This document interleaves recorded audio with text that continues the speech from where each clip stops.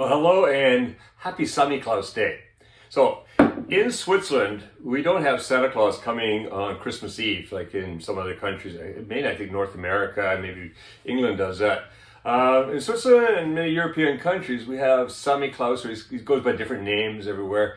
He all started with Saint Nicholas. Saint Nicholas, the saint who went around and took care of children back in the Middle Ages when children's lives were pretty difficult and pretty hard. He was the one who started giving them presents and giving them things, basically things to eat and stuff like that, right? So he evolved into Samichlaus in Switzerland, and he had different versions of him. But in my hometown, the version of him was one man. It was a local from. In fact, I met the guy later. He was a local from our town. Our town was not very big, so it was easy enough for him to go around. He went from door to door whenever there were children, and he was Samichlaus. Now, this doesn't happen, like I say, it doesn't happen Christmas Eve. It happens December 6th. So December 6th, Samichlaus would come around. Now, Samichlaus was not dressed in the red. That's a Coca-Cola thing. He's actually in the brown, like a monk's outfit. So he'd have the cape, or so he'd have it down or up.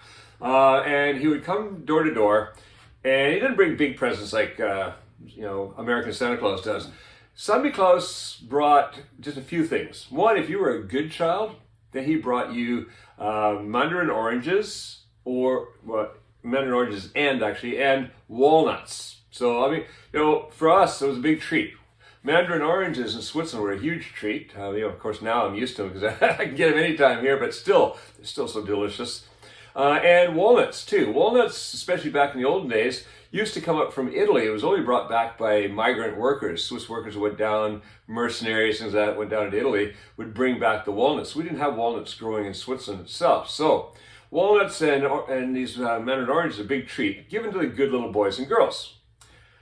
I must admit that I never did get any mandarin oranges or walnuts. So for the bad little boys and girls, the Samichlaus would actually bring a switch. Yeah, it's got a little mini broom type thing. It was just a bunch of branches all tied together. And the idea was that, of course, you would get your behind smacked with this for being a bad little boy. So I was always scared of Samichlaus. When the December 6th rolled around, I was trying to find a place in the house to hide where he would not be able to find me, because I knew that I wasn't getting any mandarin oranges or walnuts. That would be my sister. So that's a big tradition in Switzerland, having Samichlaus come around. Now, of course, another tradition is cookies. So in this video, I want to remind you of some of the videos that we have here on Kuma's Kitchen for the last couple of years of Christmas cookies, and get going, start baking. So I made myself a list because I forget some of them. There was last year we did the Christmas cranberry and white chocolate cookies. They're quite good, quite delicious. That was a sudden idea that came to me, and it worked out fantastic. So then I put them up on Kuma's Kitchen. Zimtsterne. What I did, it was Zimtherzli. Zimtsterne, Zimt is cinnamon, and Stern means a star. So we have these little cinnamon stars. There's a Swiss Christmas cookie, quite popular in Switzerland at that time of the year. Another one is called the Brunsli. Now, I'm sure Jason can pipe in here to say Jason Bourgeois has gotten these because he is a top-level patron of Kuma's Kitchen, so he gets these from me every Christmas. And I'm sure he can say something about how delicious those things are. They're fantastic. That's all I can say about them. Go and try that recipe out. It's not that difficult. You do have to let them go overnight, and overnight drying before you can bake them the next day. So there's a little time constraint there, but that's about it. It's really easy to make. So those are the Brunsli. Spitzbüebli. Spitzbüebli, another Swiss, not just Christmas, we have them all year round, but they're really nice at Christmas because they look like a little ornament, like you'd hang them on your trees as much. They're beautiful. Another one I did, and this is not Swiss, but just Christmas, the colorful Christmas thumbprint cookies. We did those up last year, and those are really delicious, really easy to make. Good to have a couple of different colors of jam if you got it on hand, because it can kind of, spice it up with different colors. And then there's the Christmas gingerbread loaf with hot buttered rum sauce.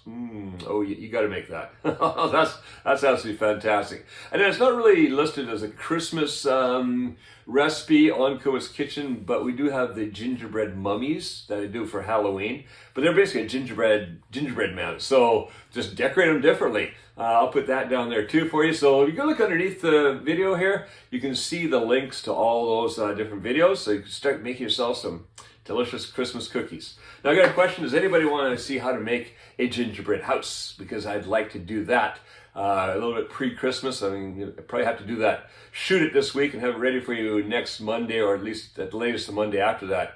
So hands up, who wants to see a gingerbread house and how to put it together and have some fun doing that? That's a fantastic family get-together type of activity. And of course, afterwards is the nibbling on it like a mouse, right? So, so as Christmas Day is over, ours starts to slowly disappear. Just like little bits start disappearing off of our gingerbread house.